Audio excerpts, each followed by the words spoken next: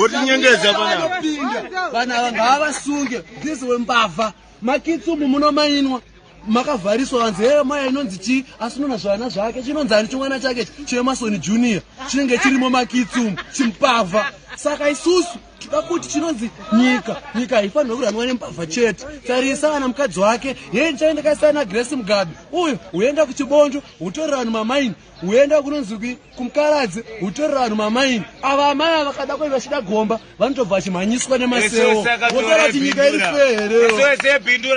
education yedu vavo vana anenge achitumirwa manotsi neindaneti ari mumba ino wangu mwana anofamba 5 Ks tukuaka zvikoro ukada kuenda kuhealth kwacho iye anonorapwa kuSingapore anorapwa kuMalaysia ini ndikaenda ndinongonzi review ndikaenda hamuna mushonga isusu tikutarisa kuti zvinhu zvakaita seeducation to compare to South Africa Botswana takaenda malivhesa neSouth Africa mwana wekusouth Africa ine kakugara anoenda kuchikoro anongonzi kuti mabhuku anowanira ikoko chikafu anowanira ikoko isusu totarisa kuti education is the most important in Zimbabwe.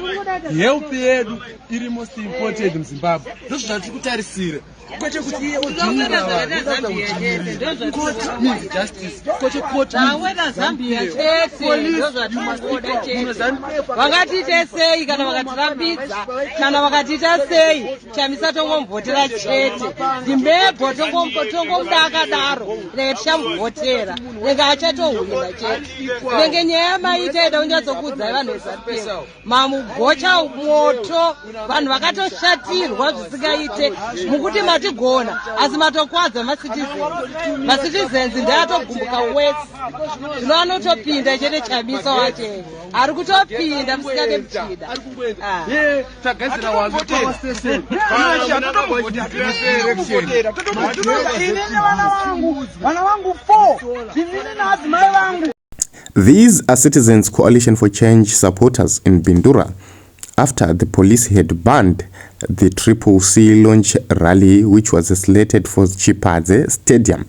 Citizens Coalition for Change had used an alternative open space, but they were denied by the police, and they also went on to book Chipadze Stadium, but they were blocked by the town clerk, who is controlled by ZANU-PF.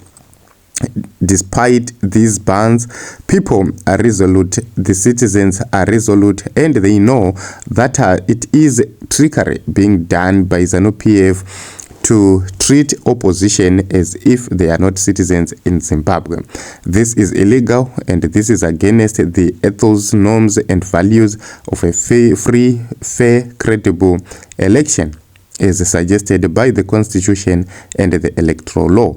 We continue to urge our supporters to vote for CCC councillors, CCC MPs, and finally vote for Advocate Nelson Chamisa. We need 2/3 majority in Parliament. Let us vote wisely.